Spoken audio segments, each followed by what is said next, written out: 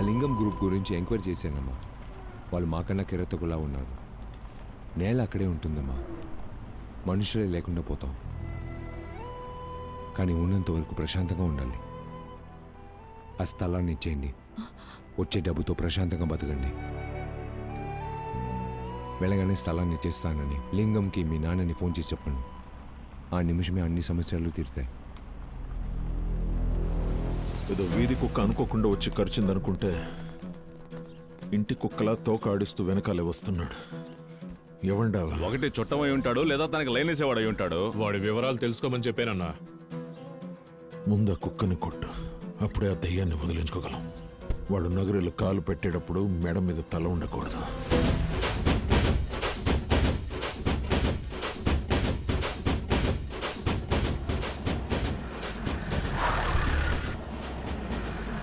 నేను వెళ్ళొస్తాను. అయ్యో, లోపలికి రండి. అమ్మా నాన్న మిమ్మల్ని చూడాలన్నారు. అమ్మ నువ్వు బానే ఉన్నావుగా? నీకేం కాలేదుగా? నాన్న ఇతనే. బాబా చాలా థ్యాంక్స్. కాలేదమ్మా, లోపలికి రండి. ఏం కాలేదు. రా బాబు. మావయ్య, ఇతనే కుర్రాడు. మా ఇంటి పిల్లని కాపాడావు. నువ్వు చల్లగా ఉండాలయ్యా, నువ్వు చల్లగా ఉండాలి. ఏంటయ్యా మీరు నా కాళ్ళు పట్టుకుని? దేవుళ్ళ వచ్చి నా కూతుర్ని కాపాడావు బాబు. నిన్ను కన్న తల్లి చల్లగా ఉండాలి. కూర్చోండి. కూర్చోండి బాబా. వద్దు, పర్వాలేదు సార్. మలిక అంతా చెప్పింది. ఆ స్థలం మాకు దేవాలయంతో సమానం. ఎన్ని ఆర్థిక కష్టాలు వచ్చినా మేము దాన్ని నమ్మలేదు. ఆ స్థలంలోకి ఎవరు వెళ్ళకూడదని నేను కోర్టులో స్టే ఆర్డర్ కూడా తీసుకున్నాను. హద్దు మీరి లోపలికెళ్లి పనులు చేస్తున్నారు. ఈరోజు గృహప్రవేశం కూడా చేస్తున్నారు. స్థలం తమిళనాడులో ఉండడం వల్ల మాకు సపోర్టు లేదు, అడిగే హక్కు లేదు. ఇలా అంటున్నానని తప్పుగా అనుకోకండి. నా మాట విని ఆ స్థలం మల్లిక, అమ్మ చూడు, అమ్మ చూడు.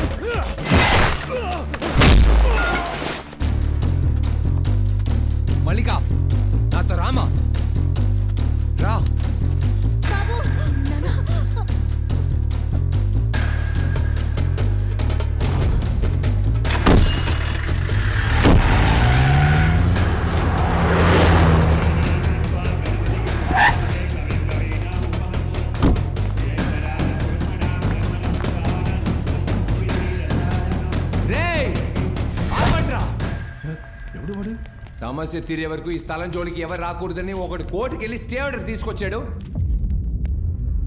కానీ కోర్టు ఆర్డర్కి మర్యాద ఇవ్వకుండా ఆఫీసర్లు అందరూ వచ్చి ఫంక్షన్ అటెండ్ చేశారా? ఎవడ్రా ఇక్కడ లింగం? నువ్వా?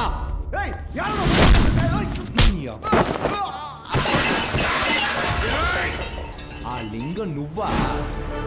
ఎవరో కన్నా కూతురిని చెప్పడానికి గుంపులు గుంపులుగా కిరాయి గుంటల్ని పంపిస్తున్నావు. ఇప్పుడు నీ కళ్ళ ముందే నీ ఇద్దరు కూతుర్ని నరికేమంటావా?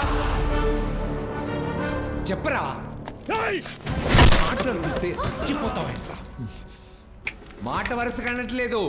ఆ పిల్లకు ఒక సమస్య అంటే కన్ఫామ్ గా నరికేస్తా. రామా, రమ్మంటున్నాను కదా. ఓ, ఇది నీ స్థలం. ఇక్కడ ఒక బిల్డింగ్ వస్తే అది నీకు సొంతం. ఇక్కడ కూర్చుని పూజ చేయవలసింది నువ్వు. కూర్చో. కూర్చోమన్నాను కదా. పంతులు గారు, మంత్రాలు మొదలు పెట్టండి. మీకు సరిగా 10 రోజులు టైం ఇస్తున్నా. ఆలోగా ఈ బిల్డింగ్ ని హనుమంతుడిలా అలాగే ఎత్తుకెళ్ళి ఇంకెక్కడైనా పెట్టుకున్నా సరే, లేదా జేసీబీతో కొట్టించి నేల మట్టం చేసి ఆ చెత్తని అమ్ముకున్నా సరే, స్థలాన్ని మాత్రం ఇచ్చేయి. అలా చేయలేదనుకో,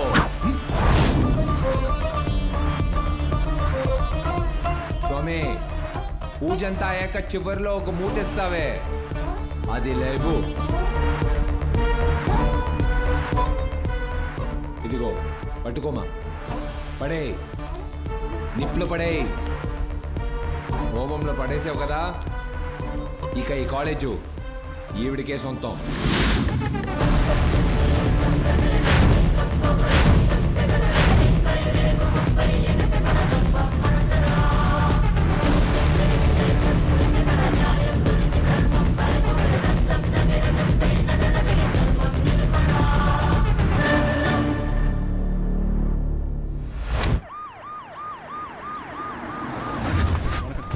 வணக்கம் மினிஸ்டர் என்னம்மா நல்லா இருக்கீங்களா? நல்லா இருக்கேன். బుద్ధుందా మీకు? ఊరోళ్ళ స్థలంలో బిల్డింగ్ కట్టి దాన్ని స్మూత్ గా డీల్ చేయకుండా అరాచకం చేస్తారా? ఇంతవరకు ఎవరో ఖర్చు అయింది? 180 కోట్లు. నేనెంత ఇచ్చాను? 160 సిఆర్. మీరెంత పెట్టారు? 20 కోట్లు 30 ఎకరాల స్థలం. ఆ స్థలంలో మీరు బిల్డింగ్ కట్టలేదు కదా. ఇంతే కదయ్యా మీ తెలివి. వేలూరు డిస్ట్రిక్ట్కి ఏమీ చేయలేదు. ఎప్పుడు మెడికల్ కాలేజీ తెరుస్తారని సీఎం డేట్ అడుగుతూనే ఉన్నారు. బినామీగా ఉండడానికి ఒక అర్హత వేణు. ఏయ్ శరవణ కుమార్, చెప్పిన డేట్కి భూమి పూజ చేశానా? బిల్డింగ్ కట్టి పూర్తి చేశానా? గృహప్రవేశం చేశానా? అదే విధంగా నువ్వు చెప్పిన డేట్కి కాలేజ్ ఓపెన్ చేస్తాం. అదిలో మాత్రం ఇరుక్కాదు. సైట్ నే రిజిస్టర్ చేయలేదు, మరి ఎలాగయ్యా కాలేజ్ ఓపెన్ చేస్తావు? నేను కిరీటం పడిపోతుందని కంగారు పడుతుంటే నువ్వు పంచ ఊడిపోతుందని గోల పెడుతున్నావు. ఆ దయ్యాన్ని చంపిన తర్వాత స్థలాన్ని రిజిస్టర్ చేస్తాను, అర్థమైందా?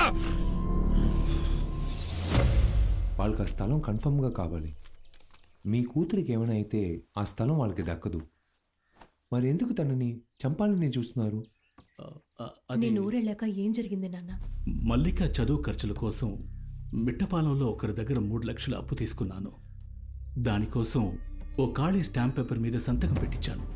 ఆ స్టాంప్ పేపర్ని 5 లక్షలు ఇచ్చి కొనుక్కుని అందులో రాజలింగానికి నేను ఆ స్థలాన్ని 30 లక్షలకు అమ్మినట్టు 25,000 అడ్వాన్స్ తీసుకున్నట్టు టైప్ చేసి తిరుతని పోలీస్ స్టేషన్లో కంప్లైంట్ ఇచ్చాను. ఈ సంతకం నీదే కదా? అప్పుడు బ్యాలెన్స్ అమౌంట్ తీసుకొని సైట్ని రిజిస్టర్ చేసి ఇచ్చే. ఇల్లనా చీటింగ్ కేసులో నిన్ను అరెస్ట్ చేయాల్సి వస్తుంది. సార్, నిజానికి ఆ స్థలాన్ని అమ్మే హక్కు నాకు లేదు సార్. ఈ అగ్రిమెంట్ చెల్లదు సార్. యో, అది మీ పూర్వీకులు ఎడందానే, మరి ఎందుకే చల్లదొక్కలేదు అంటున్నావు? ఆ పత్రాల ప్రకారం ఆ స్థలాన్ని 6వ తరానికి చెందిన మొదటి వారసులే అమ్మగలరు. మాకు అనుభవించే హక్కు మాత్రమే ఉంది సార్. 6వ తరమా? ఎవరే అది? నా కూతురు మల్లిక. తనకు మాత్రమే సంతకం పెట్టే హక్కు ఉంది. కొత్త కథ చెప్తున్నావేంటయ్యా? 6వ తరాన్ని లేపేస్తే 5వ తరం పెట్టిన సంతకం చెల్లుతుంది కదా. అందుకే ఇలా పగబట్టి వెంటాడుతున్నారు.